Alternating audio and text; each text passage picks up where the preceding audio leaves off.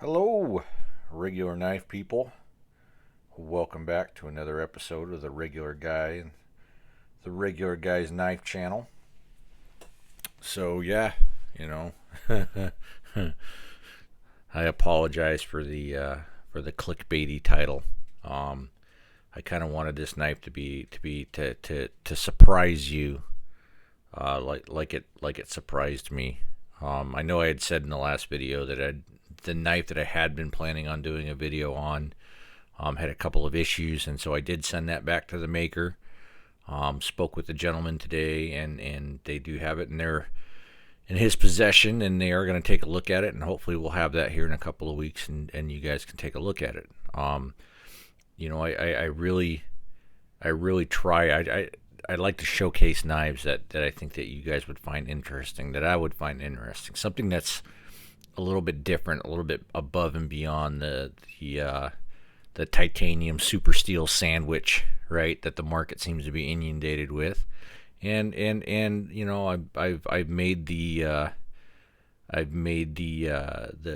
decided to take the stand that during these economic issues that I'm just going to show off knives that are from American makers, with the kind of exceptions being there, like say Spyderco and some of their Tai Chung knives, and I'm not trying to bring any hate on the Chinese knives. You get there's a lot of bang for the buck out there, especially if you're really trying to stretch your dollar. I just feel like there's enough channels out there that are showcasing every single gee whiz knife that a Chinese maker's putting out. I prefer not to do a whole bunch of reviews because, well, I have to buy my knives, and these are knives that I personally collect. So my purchases are a little bit more spaced out than say your average channel that's been getting that gets sent 3 or 4 knives every other day to do a review on. So yeah. So I purposely didn't put this knife's name in the title, and I will and the thumbnails doesn't really give you much of a clue, and that's because I wanted you to be surprised. I was surprised. This is not a knife that, it was somewhere on my list. About midway down. It wasn't any knife that I was rushing out to purchase. There just didn't seem to be anything about it, that I found to be of super interest, for my collection. It's a good knife. The company is a good company. It's got a very good pedigree. Worked with another knife company that's very well respected, and they are a very well respected veteran owned company. I think they're kind of a conglomerate now with another bigger knife company, but having said all that, it's a knife that I've probably dropped and taken out of my DLT shopping cart probably 100 times. It just didn't have any salient features, at least I believed, that spoke to me. What the heck was that? Anyways, so so I never really purchased it. I was kind of in one of those confluence where I had a whole bunch of DLT points to burn up. I was sans my knife flavor of the month, having sent mine back, and then they had a knife that just kind of the styling of this knife at this time, with the midterms being right around the corner, it had a message that kind of spoke to me. So I picked it up. I unboxed it. I took it apart. Generally, these knives that I get, I try to take them apart, with you guys, and so that way I'm seeing them for the first time as well as you guys, and so that way you guys kind of get to share in the surprises.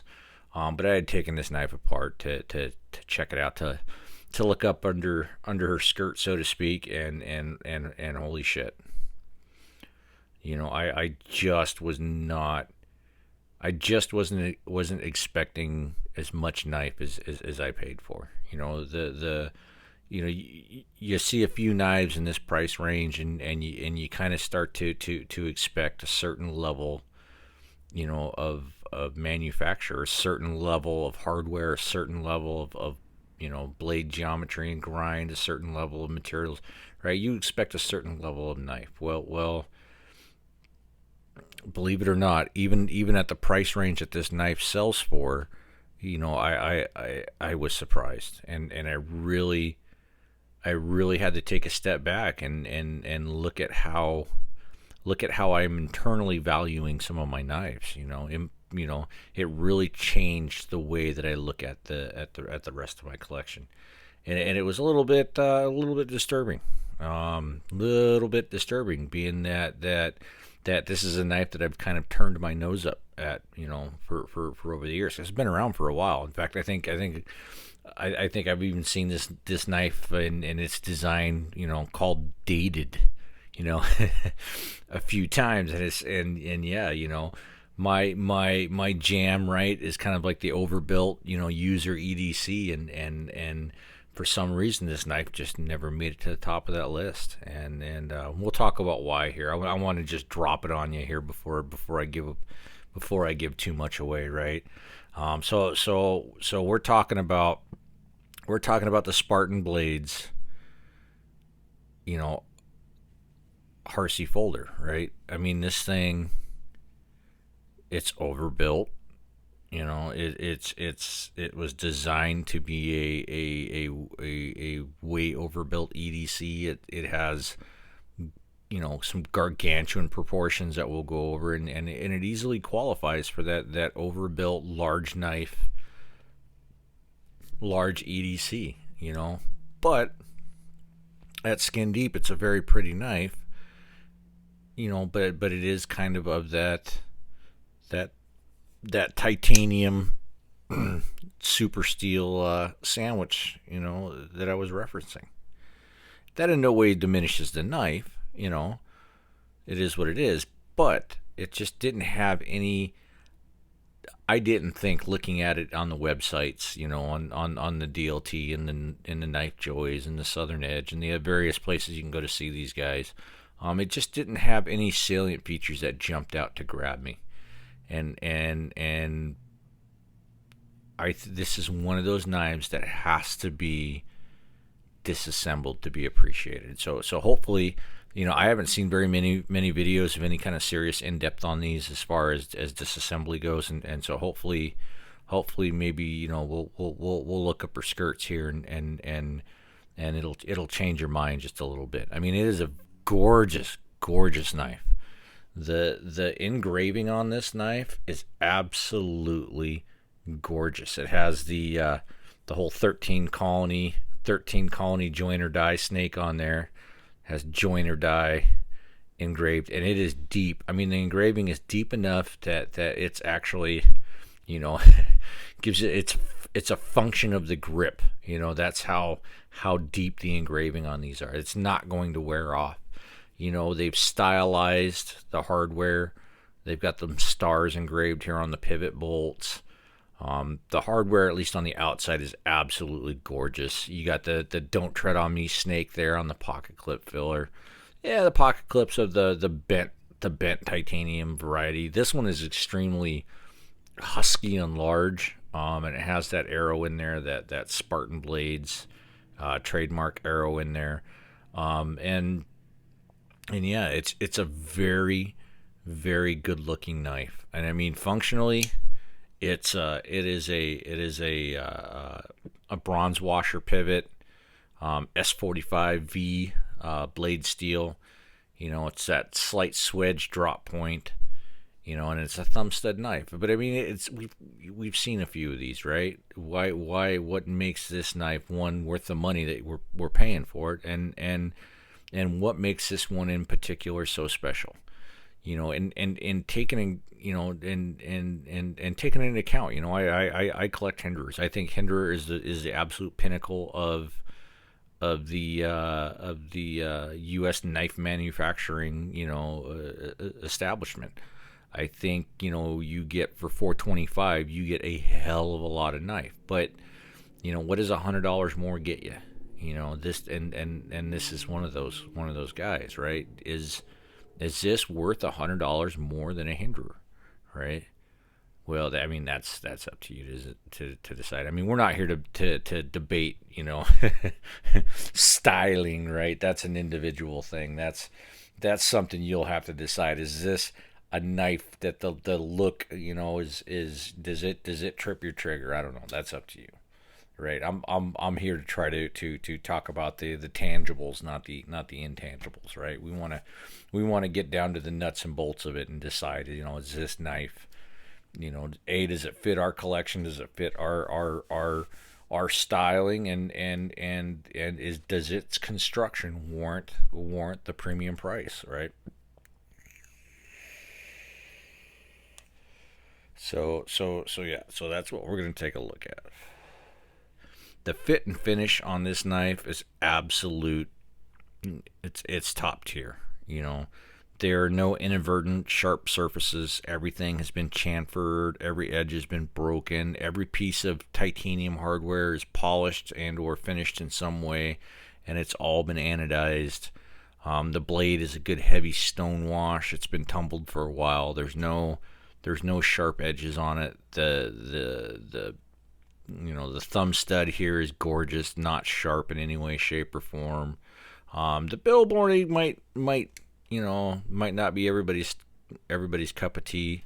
I do prefer it back here more towards the pivot and out of the way. But there we see Mr. Harsey's signature, and then USA S45 BN and a little Spartan logo there. I kind of prefer that stuff more towards the pivot on the blade, like a Spyderco, for instance. But hey, if this was my knife and my knife design, I would be very proud of it too, and I would print that shit everywhere, for the rest of you to see it. Talking about the sizes here. There's 150 videos out there showing this thing side by side with a PM2, right? PM2 is a monstrous knife. This dwarfs it, all right? So we won't even bother pulling it out, and that's mostly because I forgot to bring a PM2 to my bench here. Weight of this beast, 5.93 ounces. I mean, it is a short and curly shy of a 6-ounce knife. It is heavy, right? It has got some weight to it, right? Blade length on it's 3.9, just a smidge shy of that 4-inch mark.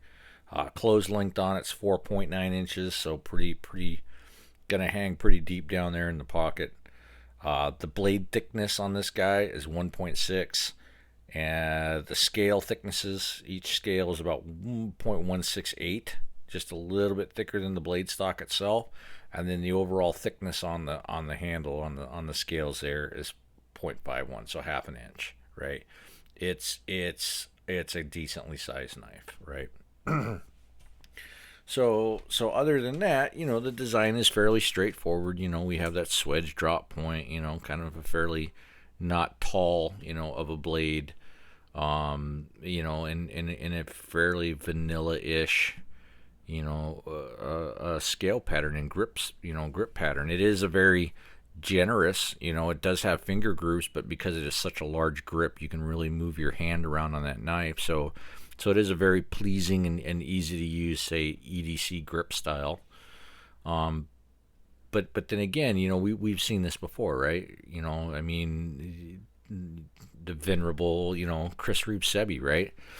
Funny enough, these guys were actually inspired by Chris Reeve, and they really modeled their first knife after that Sebenza. They spent a lot of time with Chris Reeve learning the in and outs of knife making, and then tried to incorporate a lot of that into their own business. So it's not an accident that they appear to be a little bit tougher and rougher around the edges, Sebenza, right? And you will feel that in the hand, in the action, and in the fit and finish.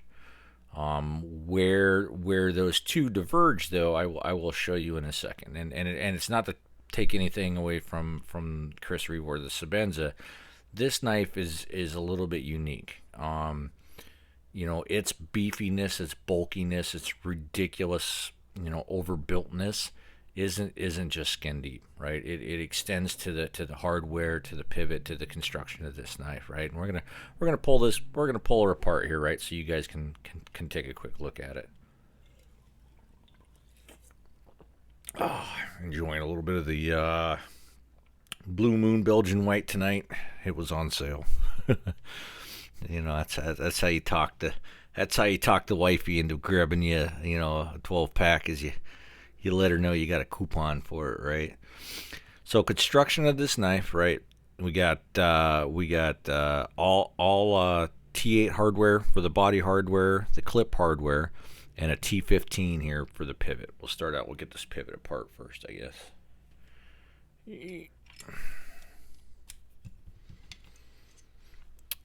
So there is a pivot bolt on both sides on this knife, but the pivot is a kind of an anti-rotational style pivot. It feels like it's pressed in, and then it's relying on some blue Loctite to keep it in there. But you'll see when we get it apart. So the first thing we see, this is absolutely massive pivot bolt. The thing is huge.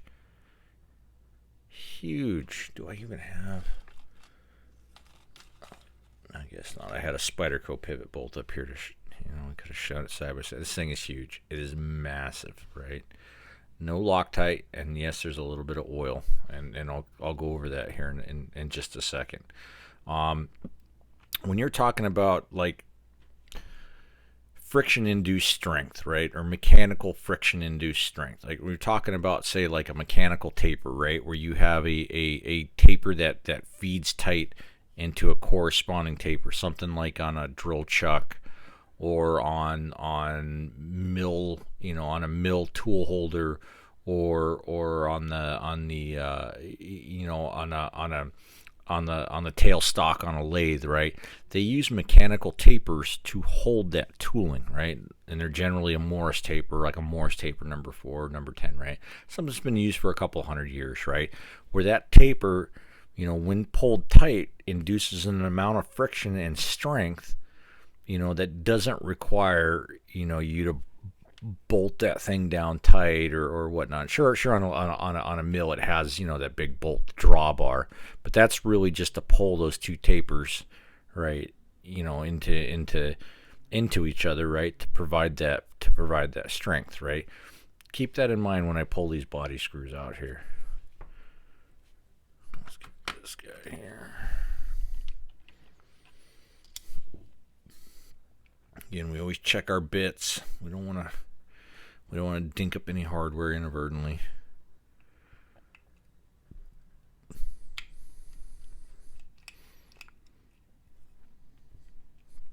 So watch this screw, right? Takes a bit of effort and a friction, and then it pops loose, and then it comes out easy peasy. Okay. Let me show you one of these screws up close.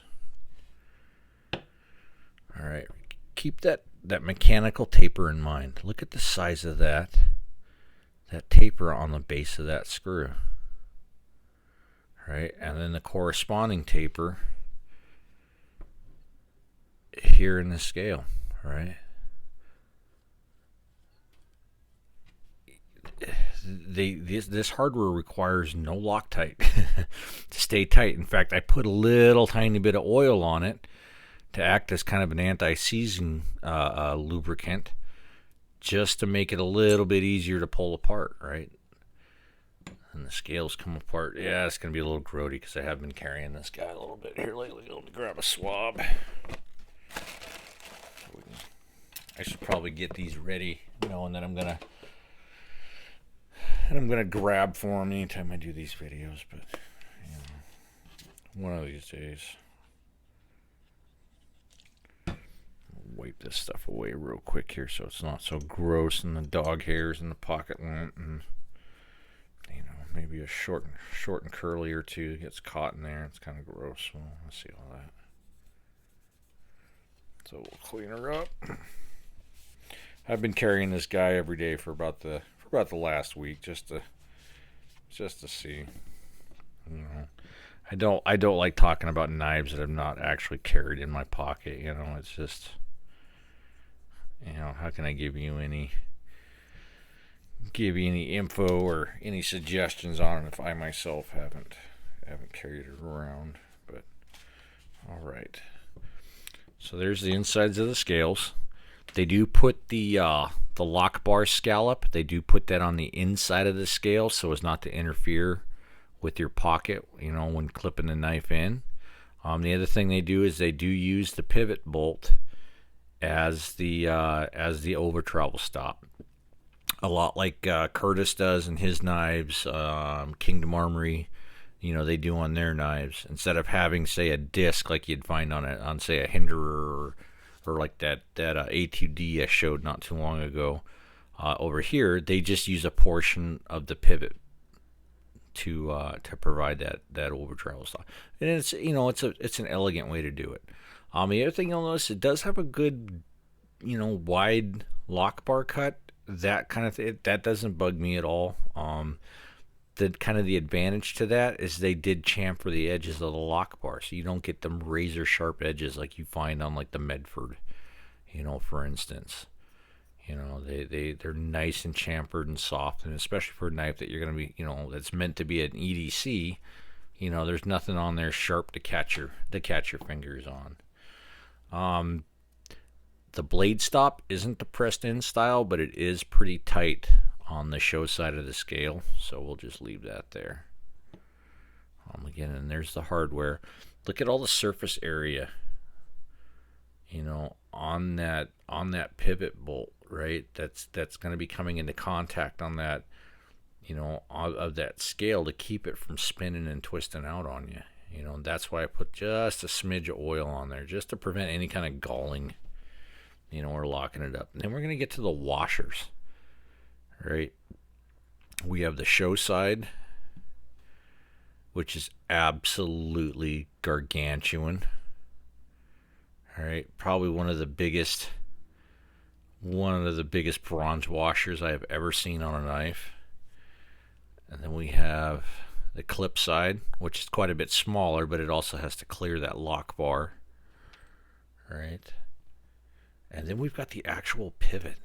Look at this thing. All right. Look at the size of that guy, right? So right off the top of your head, right, we already know, like, a Hinder is a 1/4 of an inch. A Hinder uses a 1/4 of an inch pivot, and it's considered to be, the standard when it comes to pivot size. That's a 1/4 of an inch is a huge ass pivot, right? This thing is massive. And I mean massive. We'll get a quick measurement because I forgot. I measured it the other day, but I don't remember what it was that I measured it at.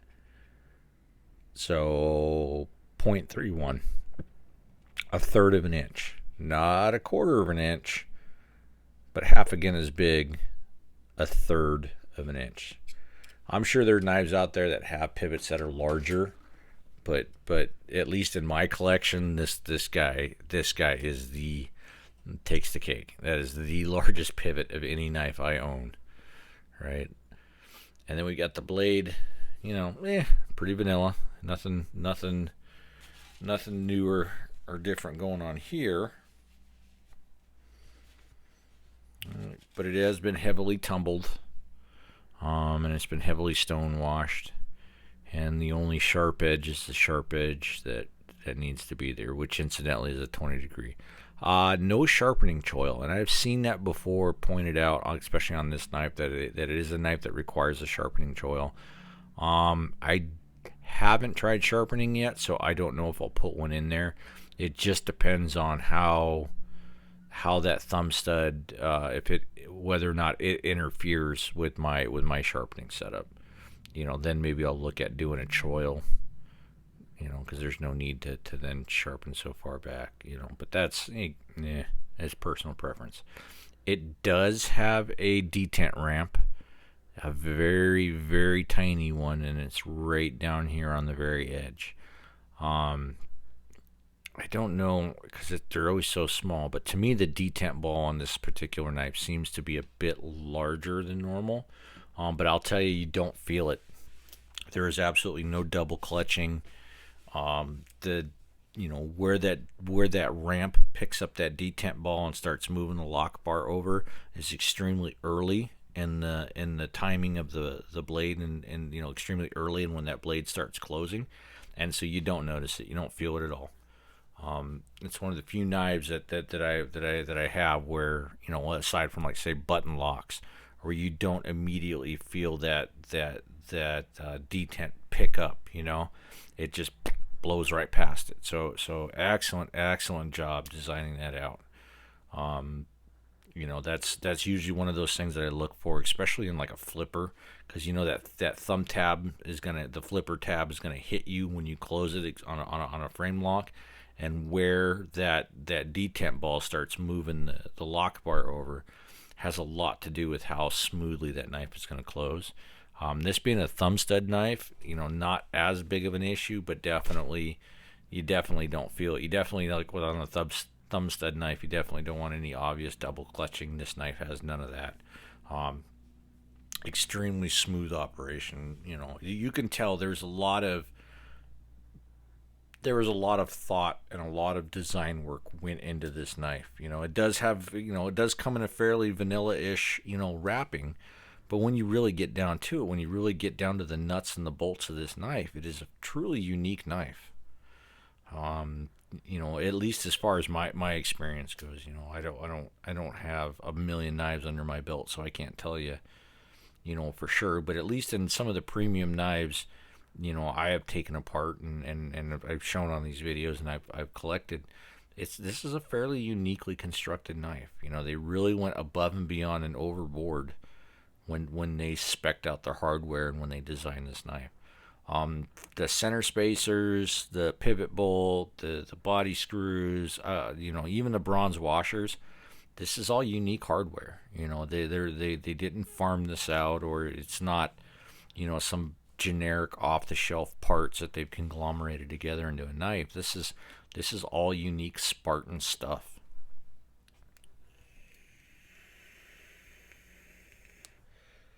You know, and that gets expensive. You know, it adds to the cost. You know, we're getting premium steel. This, honestly, this is my first S45 knife that I've owned. It hasn't quite taken off like S35 did, but it's you know, it's out there. It's not you know, it's not M390. It's not 20 CV, which kind of seems to be the flavor of the week right now. Great steels, both of them. I mean, pretty much they're interchangeable steels. One's U.S. made and one's European made. But I don't like sharpening them. You know, that's one of it's, you know, the M390s, the 20 CVs. It's pretty far down my list of steels to sharpen. I really don't like sharpening it. S35 sharpens a treat. S30 sharpens a treat. And I can only assume that S45 would be similar. You know, it's you know, it's part of a family of high corrosion resistant hard stainless steels. You know, or let's say moderately corrosion resistance. If LC200N is a high corrosion resistance, then this would definitely be in the moderate range. But I don't like how the M390s, the Bowler M390s, and the Crucibles 20 CV. I really don't like sharpening those steels. They seem to get kind of gummy when we get out towards the getting that burr, you know, getting that burred edge. And then that burr can be kind of a pain in the ass to remove, and it's really not one of my favorite steels to sharpen. And unfortunately, it's coming on every other knife right now. S45 is a new steel to me, even though it's been out for a bit here. And so we'll see. But I generally like I said, I've loved the S30. I love the S35s. Even the 90s and the 110s have been really fantastic steels and really fantastic steels to sharpen. So we'll see on this guy here. Maybe this will be the knife. I'm going to do a video on sharpening. We're going to do a video on some steels, and we're going to go over some metallurgy and some really boring shit. And that's why you're getting a knife porn video this time, is because I, you know, with as riveting as exciting as my last video, you know, was, I really didn't want to do the 1-2 punch of then going to some real heavy, you know, brain subject like steels and sharpening. I wanted to break it up a little bit and give you guys a little bit of knife prawn here, and that way you guys can enjoy it. But yeah, so this knife, and what really shocked me, like I said, is when I got to this point and I really started looking at the component parts of this knife and how well it was put together, how well it was made. Um, I've returned knives that cost twice as much as this one did because of how shit they were put together, how crummy they were constructed. And one of those knife companies, by far, I wouldn't take it for free. I wouldn't take one of their knives if you gave me a Spartan Harsey with it, just out of sheer fucking principle. I hate that company. But it means a lot. Not every knife company will go to the lengths of doing a really thought out and unique construction. A lot of companies just will stick to the standard vanilla construction method, and on the outside this knife looks like that, but I mean we've got unique center spacers, right? We've got unique body screws, well designed, well thought out body screws, and well finished, right?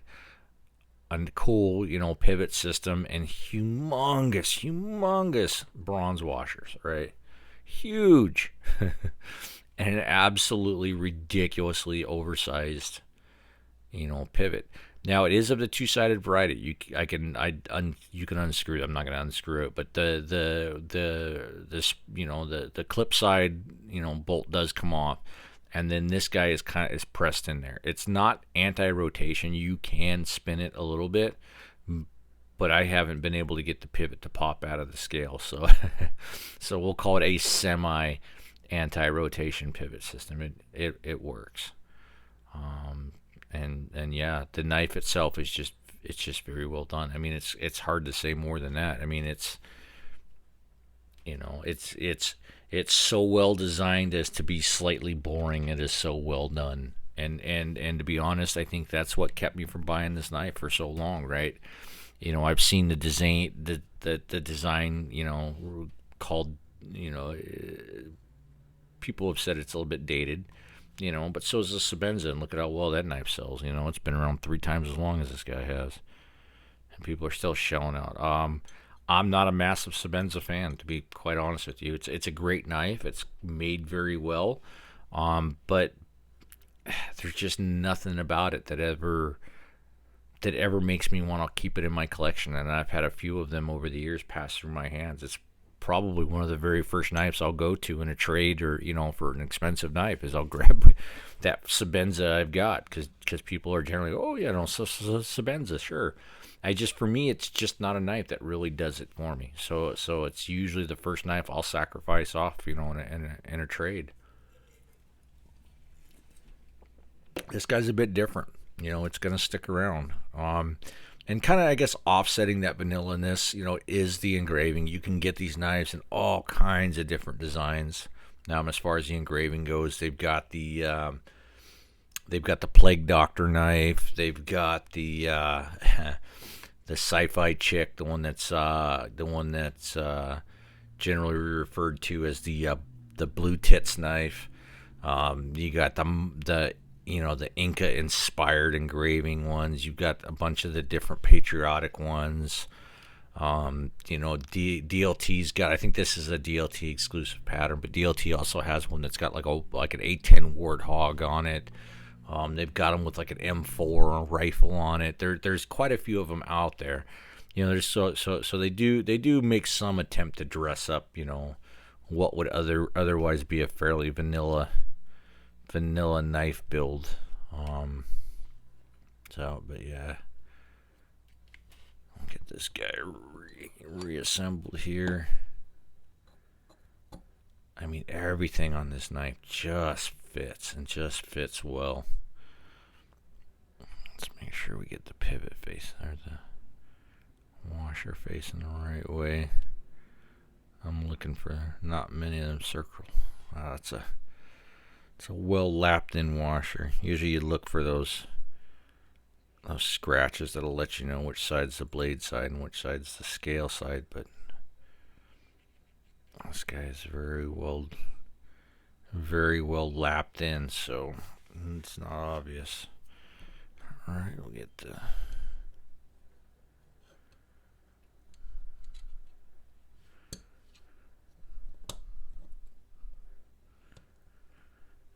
alright.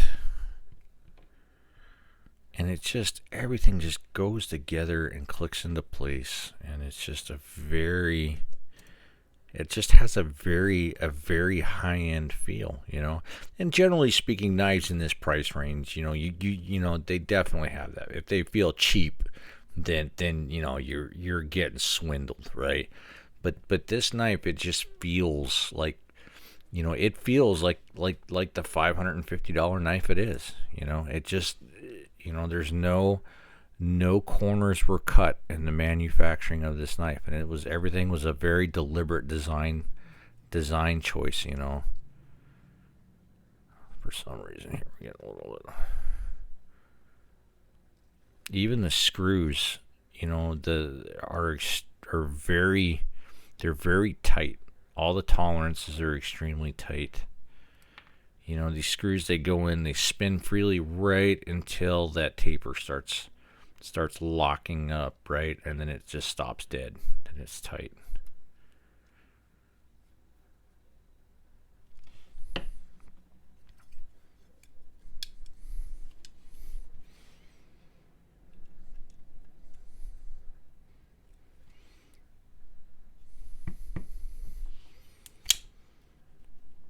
Wiggle. Perfect centering. And just a fantastic knife, man. Yeah, it's my new background mat. You know, we're gonna try to preserve this thing for just the videos and not do any serious blade mods or anything over the top of it and ruin this one like we've ruined every other one. But yeah, but that's it, man. That's the knife. That is the Spartan Harsey folder. You know, Spartan, like I said, they're not an independent company anymore. I do believe they're now, them and K-Bar have kind of you know, wonder twinned it together there. You know, I don't know if they're still independent companies that just collaborate now, or they're owned by one holding. I know they're all part of the Pineland Cutlery, and for those of you who don't know, Pineland is the fictional county that the Special Forces Q Course there at Fort Bragg is located in, is Pineland, right? So yeah, I don't know. They're you know, and they don't have, you know, this is what's considered an elite grade. They do have like a grade of knives, and I know they've concentrated on coming out with some more value, you know, orientated knives. I would just wish they would come out with something new here in the elite grade. I would like to see a new folder, a new design, something a little bit more up to date, I guess, a little bit more current, you know, with the way the knife market's going. This can't be their only super high-end folder that they have, right? You know, then why not call it the Spartan Harsey folder grade? Why even bother calling it the elite grade? Like, you're going to start including a few more knives into it. But there it is. Like I said, you know, this knife really, it shocked me, right? I was really not expecting this much knife. And this knife has now become the new measuring stick, right? Against, you know, knives of a similar cost and or higher, you know, are going to need to measure up to. And I can tell you now, I've got a few in my collection that cost a bit more than this guy that don't measure up, you know. And I'm going to have to do some reevaluating and some soul searching and maybe a little bit of sacrificing, man. Maybe we need to let a couple of them go, but you know, this is one of those knives. This doesn't seem like it's really This is like the knife if you want to have that one knife. You know, it's like I don't want to keep comparing it to a Sebenza, but I mean the guys literally went to Chris Reeve and his factory and studied knife making. So any comparison to Sebenzas, you know, it's complementary, right?